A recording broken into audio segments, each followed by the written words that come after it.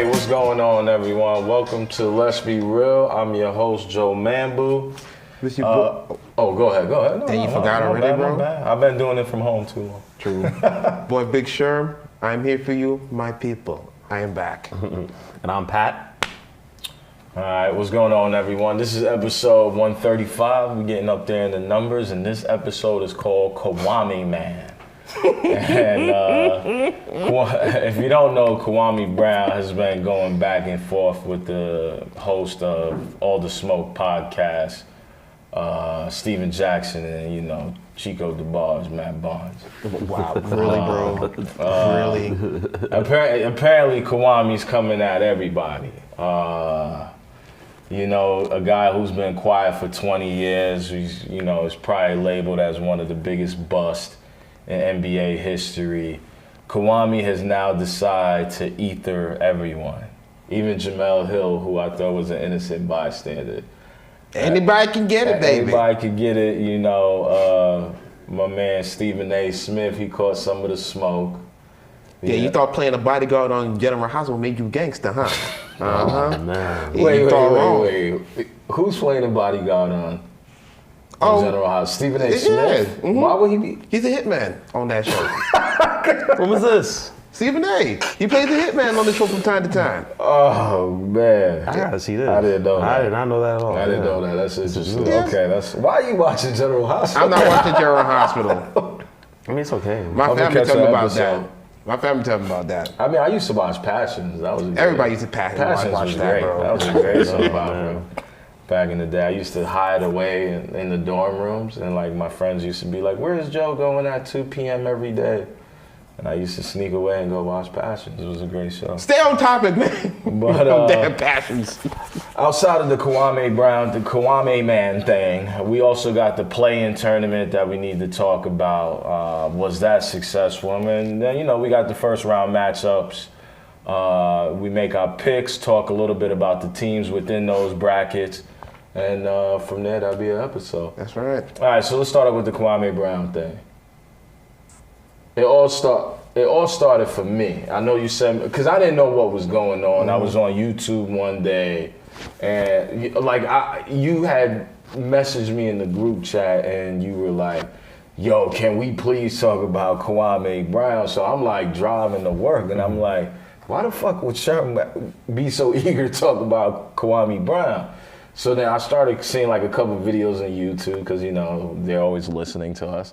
so YouTube videos is always popping up, and so I started seeing some stuff, a lot of things about Kwame Brown. But then he was just going on a rant. So it was just videos, and then people making videos of the video and reaction videos of those reaction videos. And so I was like, okay. I'm gonna need Big Sherm help, because I'm going down a rabbit hole, as you can on YouTube all the time. Mm-hmm. So Sherm sent me clips and orders in which I was able to watch it. So I was able to digest that information. Thank you, Sherm, for that. But for me, and tell me if I'm wrong, it all started on the podcast All the Smoke, and they had Gilbert there, and he was talking about his hands being too small, his potential, them being in the same draft class, and him basically looking at Kwame well, you the number 1 pick. Gilbert was the 31st pick now. So But he was getting his money. He was getting his money, right? Because you remember he got picked up by Golden State. I know real Golden State fans don't know that. Yeah. I know today's Golden State fans don't know that. Know that, yeah. Can you stay focused, All please? right, I'm sorry. They don't know about Chris Mullin. They don't know. Right, Run TMC. I'm sorry. All right, my bad. Let's go back on top. All right, so Kwame Brown, so Gilbert Arenas basically was talking about Kwame, the potential that he had, that how he would show flashes, right?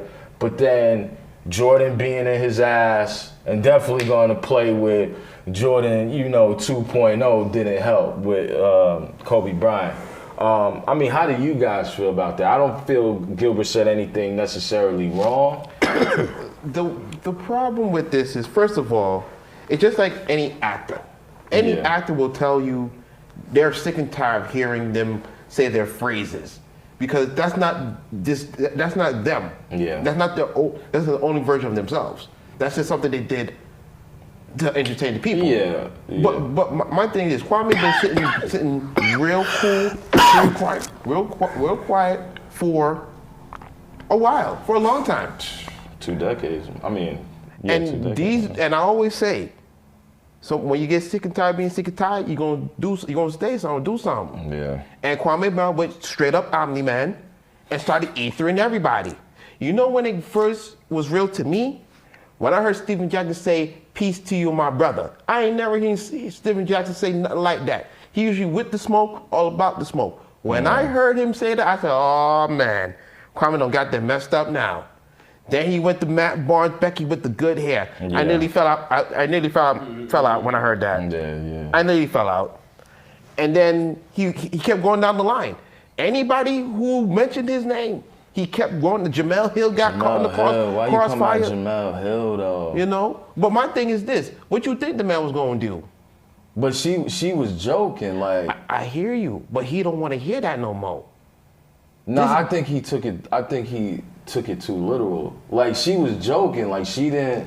When he said he chose violence, like he was really like, well, you know, you always listen how you talk about the black man, and I'm like, Kwame, like Jamel is joking. You know what I mean? Like At this point, anybody can get it, as you can see. Anybody can get it. You really think he really like he said, as he said, they didn't want him. yeah, The Wizards didn't want him. yeah, they wanted. They wanted to trade for Elton Brand. Yeah, And when that deal fell through, they gave this man hell. well, Jordan. Jordan gave him hell. Because he was vice president at the time and only minority owner. Right, and he had to step He down had to step down. Yeah. in order to play. He's like, I'm gonna teach him how to play basketball and scared and traumatize the poor boy. Because you think Kwame came in when he was 17. Yeah. 17, 18 years 18, old. and then there was like a story where like Charles Oakley was like getting in the kid's face, and I'm like, yo, he's like 17, 18, like you ain't tough doing that. No. You know what I mean? And, you know, we saw from the Last Dance documentary, Jordan got a lot of whack tendencies. I'm not gonna lie to you. The way he that's the one thing I would say that, you know, LeBron does a lot better than Jordan. Jordan has a lot of whack tendencies when it comes to motivating his teammate. Can't talk to no 17, 18-year-old kid like that. He got the pressure of being the #1 overall pick, the first high school player to be the #1 overall pick.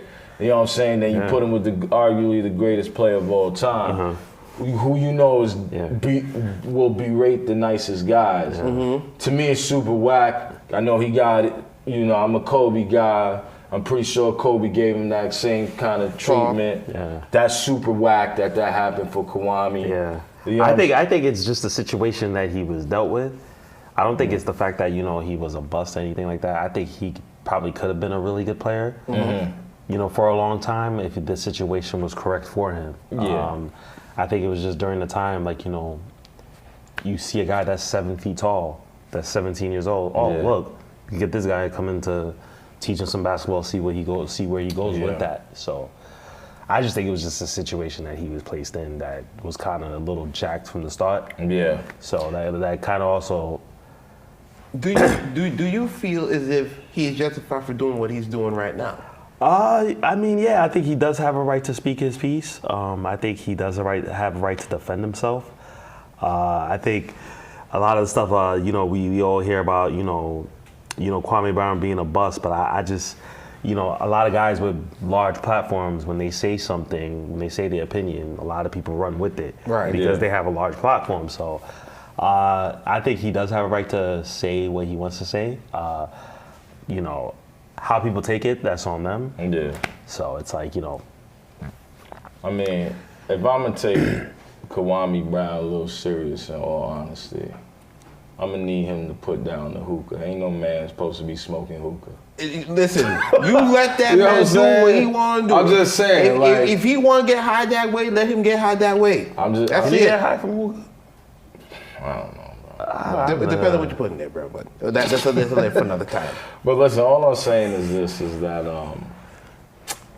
I think Kwame was a bust. He's not the biggest bust in NBA history. You know what I'm saying? But I think But he survived 12 years.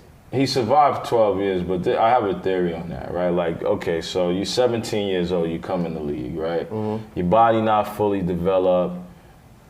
8 year passes, you're 25 years old, right? Like, oh, okay, maybe he's getting a little bit better. You know, he's getting physically stronger. You know, he's a little bit older. He might be mentally stronger. That's 8 years in the league already, just off of potential. Off of different organizations being like, can this dude work in this situation? There's a reason why he retired at 30. Because when you're on the other side of 30, yo, you are what you are. Once you hit 28, you are what you are. That's your peak? No, I'm saying like you supposed to enter your prime. Right, You that's either the peak, yeah. either gonna be the player that you're gonna be at 28. That's your apex. Yeah. Like, so my thing is, if you look at from 17 to 28, that's already 11 years. Right. Right? So a lot of those years where Kwame was surviving in the league is because they saw flashes of talent, right? But from the jump, he had to deal with Jordan, and then he had to come around and Kwame been on several teams, man. He been on several teams. It ain't like he was on 4 teams and that was it. He been on several teams, and mostly that is based off of his potential. Because if you take a 17-year-old person and they turn 25, that's 8 years in the league, where it still may be a little bit of hope. Once he got to 30, the league was like, nah, this is what you gonna be, homie, and that's just it. But I think it was set in stone a long time ago with that. Yeah. You could tell. Because he would show flashes here and there, and then for a long while, he'd be doing a whole bunch of stuff like, what the hell? Yeah, like Gilbert said, he was the second fastest person on the team at 6'11", 270 bills. Like, Damn, that's crazy. you know what I mean? Like, you could run the floor. Even in today's NBA, if you a big man, outside of them wanting you to shoot the 3, they want you to be able to run the floor. So it's like Kwame could do that back in 01, where the centers were as fast. To me, that's impressive. But what happens? An owner or a GM or a coach feels like they could get Kwame, change him up. They can unlock his potential. Yeah, but the thing was, his mental was messed up from the get-go. Because Jordan's an ultimate competitor. And then you got the Jordan copy in Kobe. So you was fucked. Maybe if he was drafted into a different situation, Maybe. like Pat was talking about, maybe. right? It would have been different. It would have been alright. They would have been catering to him. I don't think they would have been catered. I don't know about all that. Yeah, I don't know. Most of them they cater to if they see the talent there. They saw the talent in Washington, but it never materialized in Washington. I just think it was a mismatch of skill, because it's like you got Jordan and you got a rookie. Like, most guys that are very accomplished in the league, they don't really play with rookies. You have to have time to like develop your game. But then you think about it. It wasn't only Jordan. Like Stackhouse. Stackhouse was there, right? Stackhouse was dealing with Jordan bullshit, right? Jordan left, right? And that even hurt Stackhouse too, right? That even hurt Stackhouse. So Stackhouse was like, and Gilbert talked about it on the podcast. Stackhouse was like, if you average 5 points, the most you gonna get is 8. Now you probably telling this to an 18, 19-year-old Kwame, and Gilbert's still the new guy, Stackhouse the man, and Gilbert like, well, all that shit is done with. Like, we know who gonna be the man. Then when Stackhouse leave, you got Gilbert. So Gilbert's like, they paying me like a star, it's done. You know what I'm saying? But I feel bad for Kwame. I don't have a problem with him ethering people, but I do think he's a bust. That's fine, but what he's doing is kind of similar to what the Guardians got when Omni-Man. He's really going through all these people like Ginsu knives. Yeah. Like it's the funniest thing you ever see. Yeah. And you can't blame Kwame. He's capitalizing on everything that they did to him. I don't blame Kwame for going after. Yeah. I think he's just coming. I think he's just taking things a little too literal, like with the Jamal Hill situation. You're not in his situation though. You ain't. I'm saying like getting from like just reading it. It's like seeing the tweet like doing some critical thinking. You know what I'm saying? Because that's important. Just doing some critical thinking. I think, you know, Jamel was joking. And it was like, he was like, it's like, he's so triggered because he said shit for 20 years that he's just, you know, anybody can You get it, let the lion sleep. You know what I'm saying? That's what you do. Let the lion sleep. Don't wake it up. All right, but let's talk about something else besides Kwame. How y'all felt about the playing tournament? I think it was very successful. I think it gave more meaning to the last couple of games in the season, and it gave a lot of teams a chance to compete that may not normally have been in the playoff race like years before. Yeah. It does hurt. It's going to help, and it's going to hurt a lot of teams for being in that situation. But I actually like it. It decreases the chances of. I think it was because of tanking, right? Yeah, that's what they wanted to stop. Tank back in the days, and I think it restores a lot of like the integrity of the game and stuff like that. And it's exciting for the fans to watch. You know. What about you, sir? For me, the playing game, when you first heard it, it was like, oh man, we're gonna get like Portland. No, not Portland. Like we're gonna get like Sacramento, San Antonio. Yeah. You're gonna get like Chicago. Teams like you're not really gonna bottom feeders. And they're gonna get in. They're gonna get bounced. Yeah. The NBA kind of lucked up on Steph not having Clay there and digging his way to the 8th seed or to the 7th seed at the time. 8th seed at the time when they were there. And he had LeBron. They scaled back down once he left and AD left, and they wasn't doing that. So it was like a perfect storm. It was. And for the league, for it to be, and the game was excellent. Yeah, it was great. The game was excellent. And Draymond, hey, can you get in the layup drill, please? Can we get in the layup drill this summer?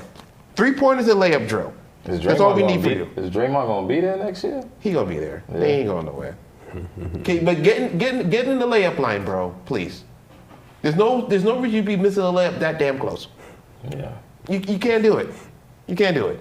Listen, I love the playing tournament. Like you said, it was a perfect storm with LeBron being injured, AD being injured, where the Lakers dropped to number 7. Oh, and let me before I forget, mind you, LeBron also said, oh, the person who created this playing tournament should be fired. Nah, definitely shouldn't. No. It definitely should not be fired. You think Kobe would have sat out there and said some shit never. Like that? You crazy? That's my new hashtag. Kobe would never.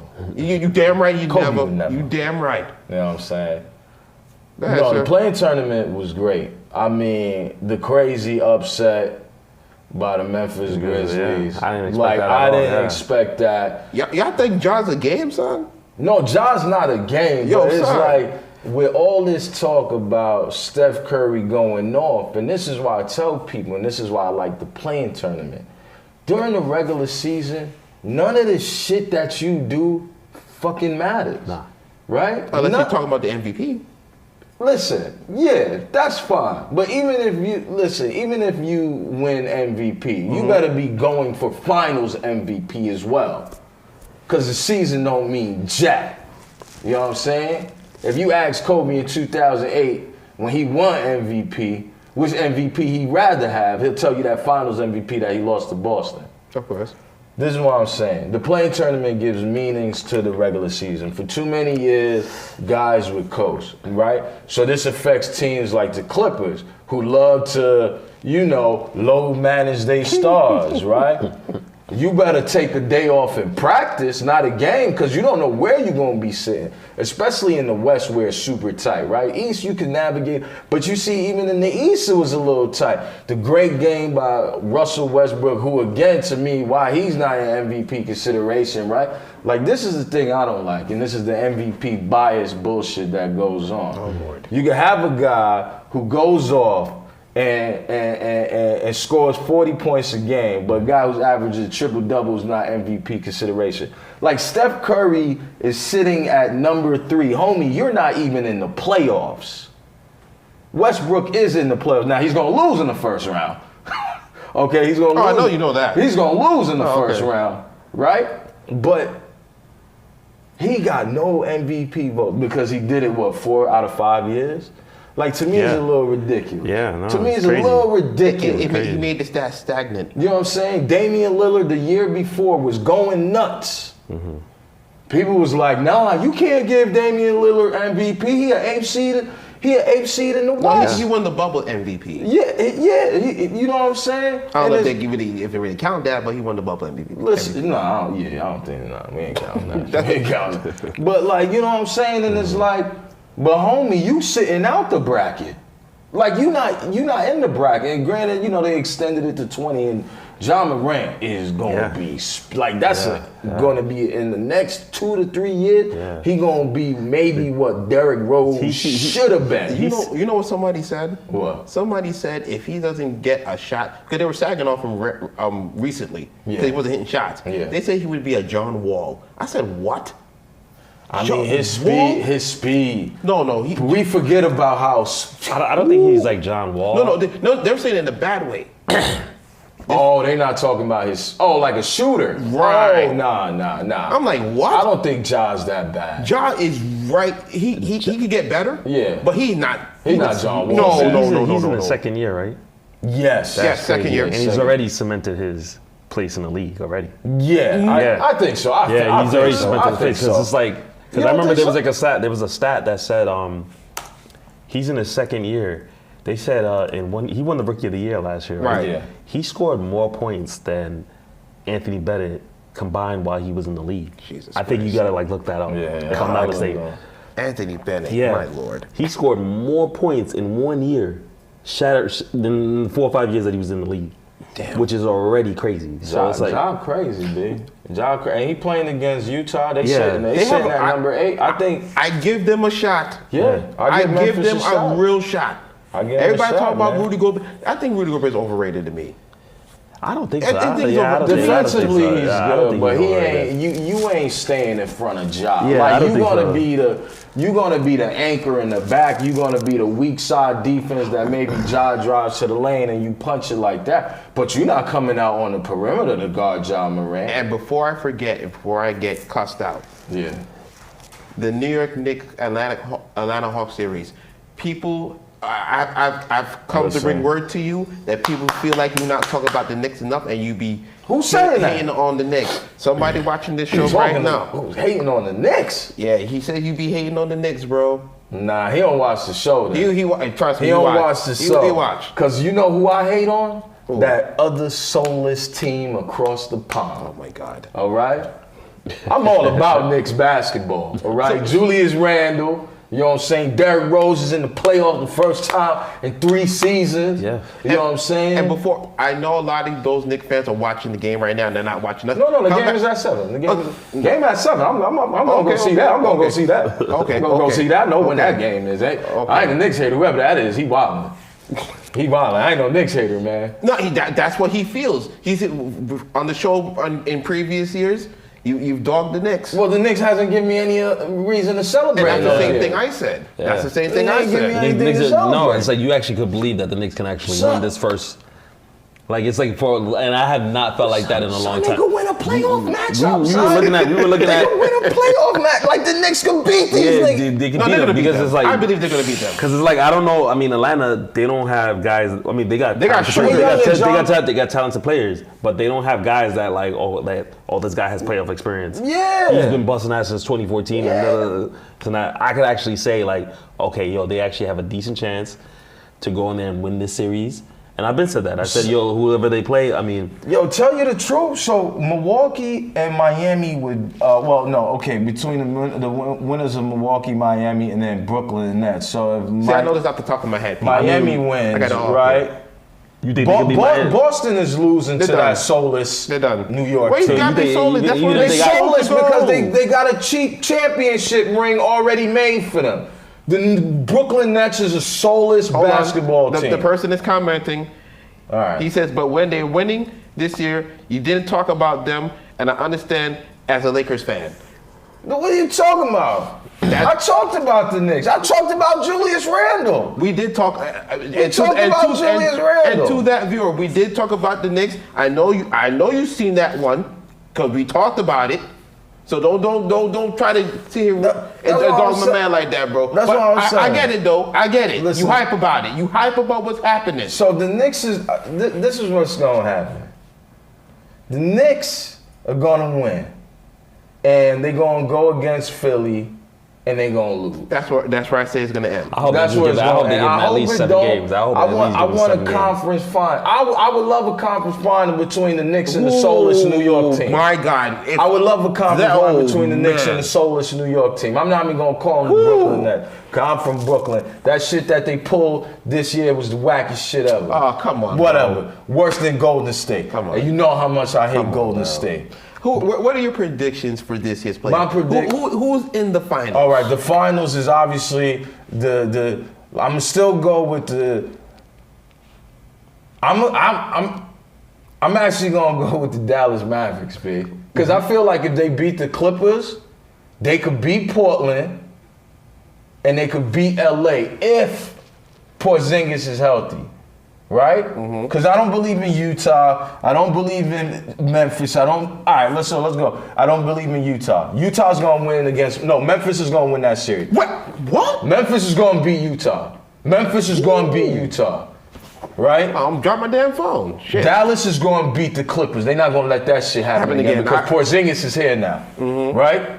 Portland going to beat Denver. Lakers is going to beat Phoenix. It's going to be Lakers, Portland. Lakers going to win that series, right? It's going to be... Dallas, Memphis, Dallas is going to win that series. And then Dallas, Lakers.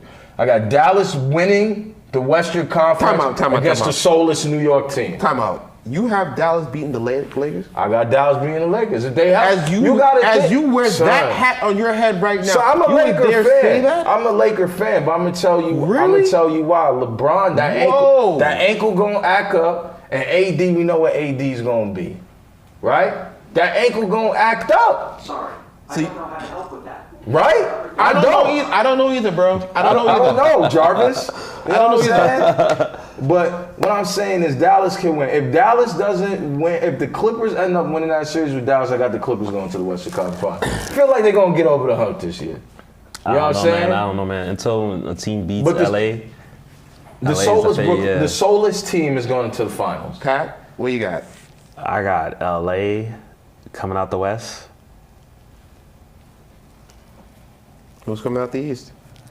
I still don't know, man. Just say the Knicks. No. Don't. Yeah, I do want to root for the Knicks. If it was my wish, I would hope the Knicks make it to the finals and win the NBA finals. Of course. Julius Randle, a Kobe guy. Remember that. With the East, it's might be Milwaukee. Philly, Milwaukee, Brooklyn. Who would you put your money on? Yeah, if you had a bet. I really don't know, man. Come on, come on. We gotta do something for the show. We only got a little bit of time left. I would say Brooklyn. I would say Brooklyn because they got the most power. Yes. On their team. Then when they all play together, they're really good. Like it's like whoa. Of course, because they're soulless animals. I would say for Brooklyn. Okay. Yeah. Now I'm gonna close it out with this. Go ahead. You can do the closing today. You're gonna do half of it. No, go ahead. You got it. Like I told you in the beginning of the season, when everyone was talking about, it's going to be Milwaukee and Giannis, I still don't believe it. Even though Game 1 versus Miami, it looked very good. But I still don't believe it. I really feel it's going to be LA versus Brooklyn. And we're going to get Kyrie versus LeBron. And we're going to settle all the talk they was talking about from beforehand. Who's taking the last shot? We're going to have all that stuff. Why? Because I always told you before for 6 years now. Because the NBA is telling you a story. It is. Now, I want to believe in Phoenix. I do. I want to believe in Phoenix. I want to believe in Chris Paul. But they're going to fall short. Luka, they're going to beat, I agree with Brother Joe, they're going to beat the Clippers. That's going to beat the Clippers. It's going to take 6 games. Yeah, I agree. Because they picked wrong. They wanted to avoid the Lakers. That's why they wanted to go to 2. They should have went after the Lakers because the Lakers are hobbled. Exactly. Yeah. But hey, they made their bed. Now they got to deal with Luka. Dame, I want Dame to win so bad, but he's gonna fall short again. And in the Eastern Conference, like I said, the Knicks is going to be out. Maybe, yeah.